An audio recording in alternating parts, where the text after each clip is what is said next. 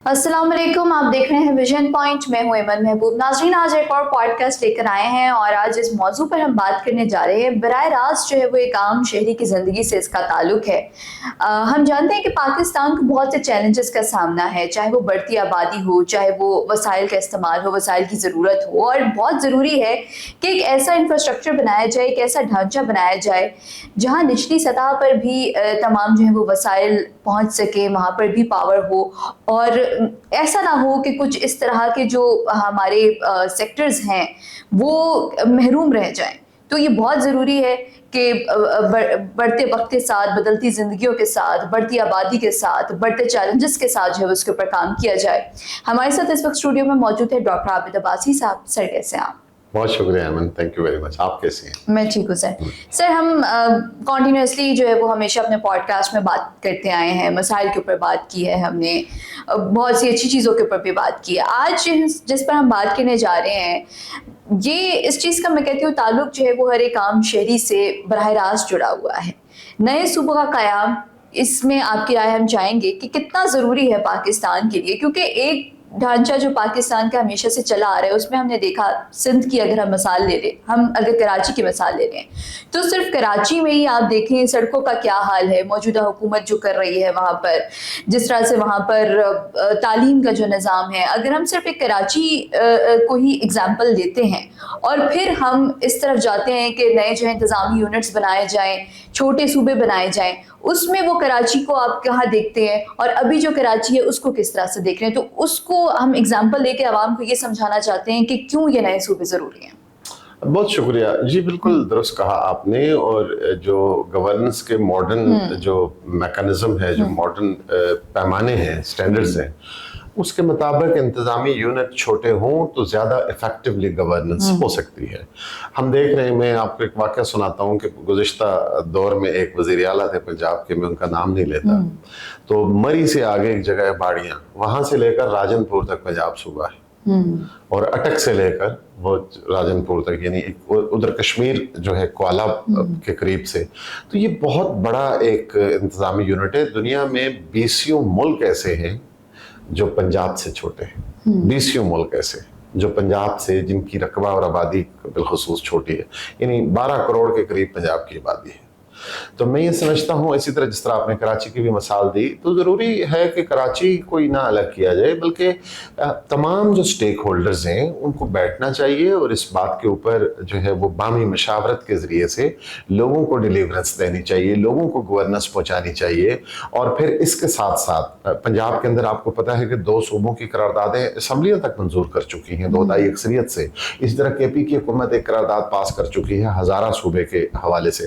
तो ये ज़रूरी नहीं है कि आप एथनिक बुनियादों के ऊपर या लिंग्विस्टिक बुनियादों के ऊपर नए यूनिट या नए सूबे बनाकर एक नया पेंडोरा बॉक्स खोल दें, कौम में मजीद तफरीक की बात हो। लेकिन इंतजामी तौर पर छोटे यूनिट्स बनाना वक्त की जरूरत है, जब तक आप काम का बोझ कम नहीं करे। अब देखें, एक चीफ सेक्रेटरी, एक चीफ मिनिस्टर, एक IG जो है, वो मरी से लेकर क्वाला से लेकर अटक से लेकर राजनपुर तक का जो इंतजाम है वो कैसे चला सकते हैं? वो तो अपने इन इलाकों के, अगर IG की हम बात करें तो वो अपने SSPs का नाम तक नहीं याद रख सकता। चीफ सेक्रेटरी जो है वो अपने AC DC इन लोगों के ज़बानी नाम नहीं उसको पता हो सकते।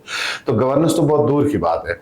ठीक है, लोग ये कहते हैं कि जी हमारा इससे IMF के मामला कैसे हल होंगे, कर्ज कैसे होगा, सब वो अपनी जगह बातें दुरुस्त हैं, लेकिन डिलीवरेंस जो है इंतजामी तौर पर लोगों के दहलीज के ऊपर पहुंचाने के लिए इंतजामी यूनिट जितने छोटे होंगे, जितने मैनेजेबल होंगे। आप देखें 1905 में उस वक्त की ताज बरतानिया ने बंगाल को तोड़कर 2 हिस्सों में तकसीम किया था, इंतजामी बुनियादों के ऊपर।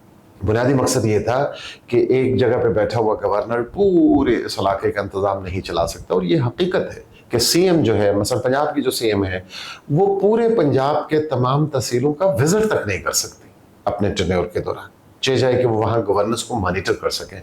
तो जितनी वो गवर्नेंस जो है वो उसके यूनिट नैरो होते हैं, कम उनकी जो है वो रकबा होता है, आबादी कम होती है, इतना ज़्यादा इफेक्टिव गवर्नेंस होती है। तो मैं ये समझता हूँ कि ये बड़ा ज़रूरी है اب وقت ہے کہ گورننس کو بہتر بنانے کے لیے نہ صرف آپ جو ہے وہ گراس روٹ لیول کے اوپر گورننس کو لے کے جائیں، بلکہ ان انتظامی یونٹ کے ذریعے سے گورننس کے نظام کو بہتر کریں. ماڈرن جو دنیا میں جو ہے آپ دیکھیں چین کے اندر کتنے صوبے ہیں، ہندوستان جب بنا تو چند صوبے تھے، آج 28 صوبے ہیں وہاں پہ. امریکہ کے اندر 51 جو ہے وہ انتظامی یونٹس ہیں جن کو وہ اسٹیٹس کہتے ہیں. تو وقت کے ساتھ اس میں برائی کیا ہے؟ صرف مسئلہ یہ ہے کہ ہم نے پوری کی پوری پاور اپنے پاس رکھنی ہے، سینٹرلائزیشن آف پاور کرنی ہے، اور دوسری طرف ہم نے وہ پاور ڈیوالو نہیں کرنی، اس کو زیادہ لوگوں کو فیصلہ سازی میں شامل نہیں کرنا. اس مسئلے میں ایک بات یہ ہے کہ جو ماڈرن ڈیموکریسی ہے، جو ڈیموکریٹک ڈسپنسیشن ہے، اس کے اندر رولنگ کا کوئی کنسپٹ نہیں ہے. وہ جو بادشاہت ہوتی ہے نا کہ بادشاہ کے پاس سارا اختیار ہو، جمہوریت ایک ڈیلیورنس کا خدمت کے نظام کو کہتے ہیں. ہمارے ہاں انفارچونیٹلی ہمارے کچھ پولیٹیکل جو اسٹال وارڈس ہیں، میں کسی کا نام نہیں لیتا، پولیٹیکل پارٹیز کے اندر جو لیڈرشپ ہے وہ یہ چاہتے ہیں کہ سارا اختیار ان کے پاس ہو. ان کی جو خمیر ہے، سرشت ہے ان کی، اس میں سے بادشاہت نہیں نکل سکی. وہ جو ایک ان کے فیوڈل بیک گراؤنڈ ہے یا انڈسٹریل بیک گراؤنڈ ہے، جو ایک کمانڈ کنٹرول کا جو ان کا ایک وہ ہے نا ایک ہوس ہے، وہ نہیں نکل رہی. حالانکہ جمہوریت میں تو ہوتا ہی یہ ہے کہ انکلوسیونیس ہوتی ہے، زیادہ سے زیادہ لوگوں کو فیصلہ سازی میں شامل کیا جاتا ہے تاکہ کولیکٹیو وزڈم کے ذریعے سے عوام کو ڈیلیور کیا جا سکے. تو انفارچونیٹلی ہمارے ہاں حکمران پاور کو انجوائے کرنے کے لیے آتے ہیں، وہ ڈیلیورنس کے لیے کم آتے ہیں. تو اگر آپ پاور ساری کی ساری کنسنٹریٹ کر کے اپنے پاس رکھیں گے، لاہور میں ہوگی یا کراچی میں ہوگی یا پشاور میں ہوگی یا کوئٹہ میں ہوگی، تو عام آدمی تک جو گورننس ہے اس کے ثمرات نہیں پہنچتے گڈ گورننس کے.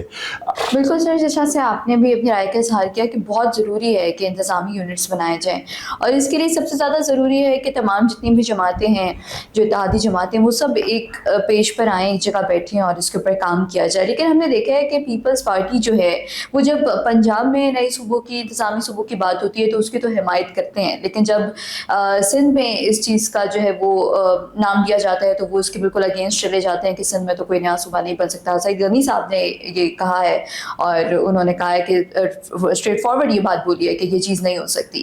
تو آپ کیا سمجھتے ہیں کہ سندھ کو بھی اتنی ہی ضرورت ہے جتنی پنجاب کو ضرورت ہے؟ دیکھیے، یہ کوڑا کوڑا تھو اور میٹھا میٹھا ہاف والی پالیسی تو نہیں ہونا چاہیے نا. یعنی آپ کسی اور جگہ پہ ہونا چاہیے اور آپ کے ہاں نہیں ہونا چاہیے. میں یہ سمجھتا ہوں کہ ہر جگہ ہونا چاہیے، نہ صرف سندھ اس سے مبرہ ہے، نہ کچھ ہے، اور نہ پنجاب ہے، نہ کچھ ہے. آبادی کے اعتبار سے ہاں یہ ضرور ہے کہ آپ ایتھنک بنیادوں کے اوپر یا وہ کنٹروورشل ایشوز جو ہیں ان کو مزید نہیں، وہ جو فالٹ لائنز ہیں ان کو زیادہ جو ہے وہ وسیع نہیں کرنا چاہیے. تمام اسٹیک ہولڈرز کو بیٹھ کر متفق علی عمل بنانا چاہیے، اور اس کی بنیاد کے اوپر جب آپ انتظامی یونٹ بنائیں گے، ایتھنک بنیادوں پر یا کسی لنگوسٹک بنیادوں پر، زبان کی بنیاد پر یا نسل کی بنیاد پر یا کسی فرقے کی بنیاد پر یا کسی بھی اور جو کنفلکٹ آلریڈی موجود ہیں ہماری جو فیبرک ہے سوشل، اس میں تو پھر وہ مسائل پیدا ہوں گے. تو میرا خیال ہے کہ سب کو بیٹھ کے، چاہے وہ سندھ ہو، چاہے وہ پنجاب ہو، چاہے وہ کے پی ہو، چاہے وہ بلوچستان ہو، عوام کے تحفظ کے لیے، عوام کو اچھی گورننس دینے کے لیے، عوام تک گورننس کے فوائد پہنچانے کے لیے یہ سب کو کرنا پڑے گا. بہت ضروری ہے، یہ وقت کی بھی ضرورت ہے. سر، آپ کس طرح سے سمجھ رہے ہیں کہ نئے صوبے بننے کے بعد جو ہے وہ کتنی زیادہ بہتری آ سکتی ہے؟ کیونکہ ابھی تو ہمارے سامنے مسائل ہیں، جیسے میں نے کراچی کی بھی مثال دی، اور بھی بہت سی ایسی چیزیں ہیں جن کی ہم مثال دے سکتے ہیں. تو آپ کیا سمجھ رہے ہیں کہ اس کے بعد معاملات بہتر ہو سکتے ہیں؟ دیکھیے ایمن، جو دنیا میں ڈیموکریسی کے ماڈلز ہیں اس کے اندر جو لوکل گورنمنٹ ہے، جسے بلدیاتی نظام ہم کہتے ہیں، وہ ایک ریڑھ کی ہڈی ہوتا ہے. عوام کی جو براہ راست ڈے ٹو ڈے مسائل ہوتے ہیں وہ بلدیاتی اداروں سے جڑے ہوئے ہوتے ہیں. آپ کی گلی میں کیا ایشو، آپ کے گھر میں پانی نہیں آ رہا تو چیف منسٹر تو آپ کو پانی نہیں دیں گے. بالکل. آپ کے گھر میں اسٹریٹ کا ایشو ہے، کوئی بند ہو گیا ہے ڈرینیج کا سسٹم، کوئی اور آپ کے ایشو، آپ کی ڈسپنسری ہے لوکل جگہ پہ. اسی طرح صوبے کے سطح کے اوپر آئین سازی اور قانون سازی کرنا صوبائی اسمبلی کے منتخب ممبر کا کام ہے. کونسلر کا کام، ناظم کا کام، چیئرمین کا کام، یونین کونسل اور تحصیل کے الیکٹڈ لوگوں کا کام ہوتا ہے جو سروسز ہیں، جو یوٹیلیٹیز ہیں، جو لوکل ایشوز ہیں وہ حل کریں. تو میرا خیال ہے کہ ایک تو انتظامی یونٹ کا ہونا بہت ضروری ہے، ساتھ میں ڈیولوشن آف پاور یا بلدیاتی اداروں کا بااختیار ہونا اس کے ساتھ ساتھ بہت ضروری ہے. صحیح، بہت شکریہ ڈاکٹر صاحب. تو آج کی پوڈ کاسٹ اتنا ہی. اگلی بار دوبارہ حاضر ہوں گے ایک اور اہم موضوع کے ساتھ.